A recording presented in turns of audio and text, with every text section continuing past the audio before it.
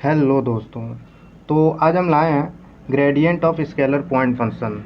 तो अब तक हम लोगों ने पढ़ चुका है कि वेक्टर कैलकुलस का इंट्रोडक्शन पार्ट और जो इंजीनियरिंग पार्ट का है वो है पॉइंट फंक्शन। पॉइंट फंक्शन में हम लोगों ने पढ़ा है कि स्केलर पॉइंट फंक्शन क्या होते हैं, वेक्टर पॉइंट फंक्शन क्या होते हैं।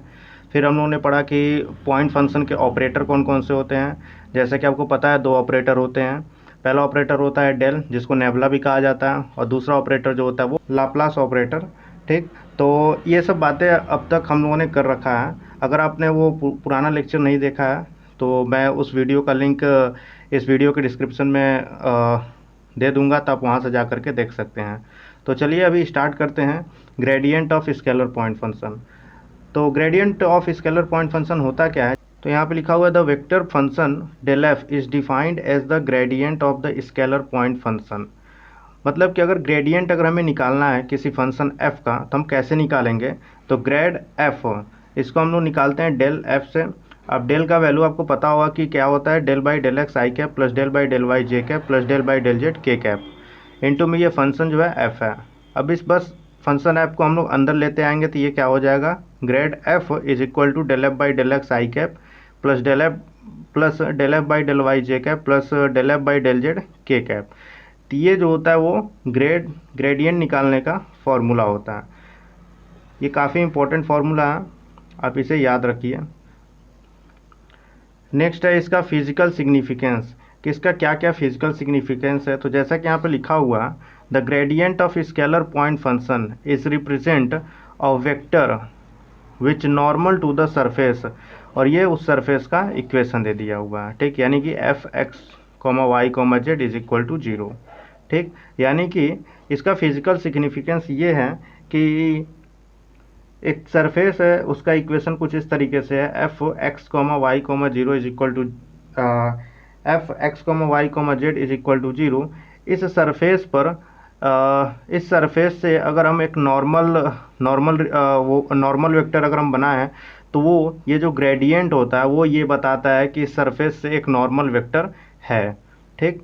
तो अगर आपसे बोले कि नॉर्मल वेक्टर बताइए तो आप नॉर्मल वेक्टर बताने के अगर आप ये बता देंगे ग्रेडियंट ऑफ एफ, ठीक, तो यही उसका क्या हो जाएगा, नॉर्मल वेक्टर हो जाएगा। नेक्स्ट है, नोट में कुछ दो पॉइंट लिखे हुए हैं। पहला पॉइंट क्या है कि the unit normal vector at any point on the surface, यानी कि अगर उस सरफेस पे उसी नॉर्मल वेक्टर का अगर यूनिट नॉर्मल वेक्टर बोले तो क्या हो जाएगा, n cap is equal to grad f upon में मैग्नीट्यूड ऑफ ग्रेड एफ। ऐसे ही हम लोग निकालते हैं किसी भी चीज़ का, किसी भी वेक्टर का अगर हमें यूनिट वेक्टर निकालना हो तो हम लोग कैसे निकालते हैं। सपोज डेट अगर ए वेक्टर है, ए वेक्टर का अगर हमें यूनिट वेक्टर निकालना है तो कैसे निकालते हैं, A cap is equal to vector A upon में मैग्नीट्यूड ऑफ वेक्टर ए। ऐसे हम लोग यूनिट वेक्टर निकालते हैं। ठीक है, ऐसे यहाँ पर भी है, ये जो है अपना नॉर्मल वेक्टर है। अब इस नॉर्मल वेक्टर का हमें यूनिट नॉर्मल वेक्टर निकालना है तो इसका क्या कर लेंगे, gradient of F upon magnitude of gradient of F. तो इसको रिप्रेजेंट किया गया एन कैप से, तो एन कैप का फॉर्मूला क्या हो जाएगा, ग्रेडियंट ऑफ एफ अपॉन में magnitude of gradient of F. तो ये इस फॉर्मूले पे भी काफ़ी क्वेश्चन पूछे जाते हैं, तो आप इसको भी ध्यान रखिएगा। नेक्स्ट है मैक्सिमम रेट ऑफ चेंज। ये जो ग्रेड मैग्नीट्यूड में जो ग्रेड एफ है ये आपको क्या बताता है, ये मैक्सिमम रेट ऑफ चेंज बताता है। ठीक, तो आप इसको भी याद रखिएगा। तो आगे हम लोग बात करते हैं कि इसका जो इस पे क्वेश्चन कैसे आते हैं, तो चलिए देखते हैं। तो क्वेश्चन कुछ इस तरीके से है, find the normal vector to the surface, और ये सरफेस का इक्वेशन दे दिया हुआ है x square plus y square plus z square is equal to 9, और पॉइंट भी दे दिया हुआ है कि इस पॉइंट पे निकालना है, यानी कि 8 3,0,0 पे। ठीक है, यानी कि हमसे नॉर्मल वेक्टर का मतलब क्या होता है, नॉर्मल वेक्टर का ही मतलब होता है ग्रेडियंट ऑफ एफ। ठीक, तो हमें बस इसका ग्रेडियंट ऑफ एफ निकालना है। सपोज डैट लेट ये फंक्शन क्या है, एफ इज इक्वल टू क्या हो जाएगा, x square plus y square plus z square minus में 9। ये तो मिल गया हमें फंक्शन एफ। और हमें ग्रेडियंट ऑफ एफ निकालना है, तो grad f is equal to क्या हो जाएगा, डेल एफ, और डेल का वैल्यू क्या है आपको पता होगा, del by del x i cap plus del by del y j cap plus del by del z k cap, और फंक्शन एफ जो है x square plus y square plus z square minus में 9। अब इस चीज़ को पूरे को हम लोग अंदर भेजेंगे तो ये क्या हो जाएगा, ग्रेड ऑफ एफ क्या हो जाएगा, इसको पूरे को एक्स के रिस्पेक्ट में पार्शियल डिफ्रेंशिएशन करें तो ये हो जाएगा 2x आई कैप, ऐसे y के रिस्पेक्ट में करें तो 2y जे कैप, प्लस z के रिस्पेक्ट में करें तो 2z के कैप हो जाएगा। ठीक, तो अब बोला है कि हमें इस पॉइंट पे निकालना है, तो 8 3,0,0, तो यहाँ से ग्रेड एफ को हम नॉर्मल वेक्टर लिख सकते हैं। तो यहाँ से जो नॉर्मल वेक्टर होगा, नॉर्मल वेक्टर, तो यहाँ से जो नॉर्मल वेक्टर हो जाएगा वो इस पॉइंट पे क्या मिल जाएगा, एक्स की जगह पे अगर हम 3 रख दें तो ये हो जाएगा 6 आई कैप, और ये बाकी टर्म 0 हो जाएगा, 0 जे कैप प्लस 0 के कैप। ठीक, तो यहाँ से क्या मिल जाएगा हमें 6 आई कैप। ये हमारा इस क्वेश्चन का आंसर हो जाएगा। नेक्स्ट क्वेश्चन है, find a unit normal vector to the surface x cube plus y cube plus 3xyz is equal to 3 at the point 1,2,-1। यानी कि अब जैसे कि यहाँ पे अब इस क्वेश्चन में हम लोगों ने किया कि सिर्फ हमें ग्रेड एफ निकालना है, यानी कि नॉर्मल वेक्टर निकालना है। तो इस क्वेश्चन में क्या पूछा गया कि इस नॉर्मल वेक्टर का यूनिट नॉर्मल वेक्टर निकालना है। तो सेम ऐसे ही होगा, बस हमें क्या करना है, इसका हमें मैग्नीट्यूड से इसी को डिवाइड कर देंगे तो हमें क्या मिल जाएगा, यूनिट नॉर्मल वेक्टर। तो देखिए यहाँ पे सबसे पहले लेट कर लेते हैं, function f is equal to x cube plus y cube plus 3xyz minus में 3। ये तो हो गया फंक्शन एफ। अब हम क्या करते हैं, ग्रेड एफ निकालते हैं। ग्रेड एफ ग्रेडियंट निकालते हैं तो ये क्या हो जाएगा, हम डायरेक्ट लिख दे रहे हैं अब यहाँ पे, del f by del x i cap plus del f by del y j cap plus del f by del z k cap.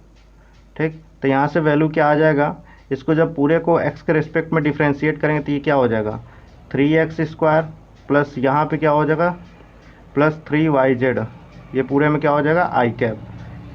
ऐसे ही जब y के रिस्पेक्ट में करेंगे तो ये हो जाएगा 3y स्क्वायर प्लस 3xz जे कैप, प्लस यहाँ जब z के रिस्पेक्ट में करेंगे तो ये सिर्फ ये वाला टर्म होगा, यानी कि 3xy के कैप। हमसे बोला गया है इस पॉइंट पे निकालना है, तो 8 1,2,-1। ठीक, तो यहाँ से क्या हो जाएगा, grad f is equal to, grad f क्या हो जाएगा, यहाँ से जब हम वैल्यू यहाँ पे पुट करेंगे तो ये कितना हो जाएगा 3, और यहाँ से क्या हो जाएगा माइनस का 6, ये हो जाएगा आई कैप। यहाँ पे रखें तो ये कितना हो जाएगा 12, और यहाँ से हो जाएगा आपका -3 जे कैप, प्लस यहाँ से रखेंगे तो ये हो जाएगा 6 के कैप। अब इसको सॉल्व कर लेंगे तो ये यहाँ पे आ जाएगा -3 आई कैप प्लस 9 जे कैप प्लस 6 के कैप। अब तो ये हो गया ग्रेड एफ, ग्रेडियंट हमने निकाल दिया। अब यहाँ से हम इसका मैग्नीट्यूड ले लेते हैं, तो magnitude of gradient of F, तो ये कितना हो जाएगा, 3 का स्क्वायर 9, 9 का स्क्वायर 81 एंड 6 का स्क्वायर 36। तो इसको अब जब ऐड करेंगे तो ये कितना हो जाएगा, ये आपका हो जाएगा 126, और 126 को हम ऐसे भी लिख सकते हैं 3√14। ठीक, ये हो जाएगा। और हमें बोला गया था कि यूनिट नॉर्मल वेक्टर निकालना है, तो यूनिट नॉर्मल वेक्टर का फॉर्मूला ये रखा है, यहाँ पे हम लोग वैल्यू पुट कर सकते हैं।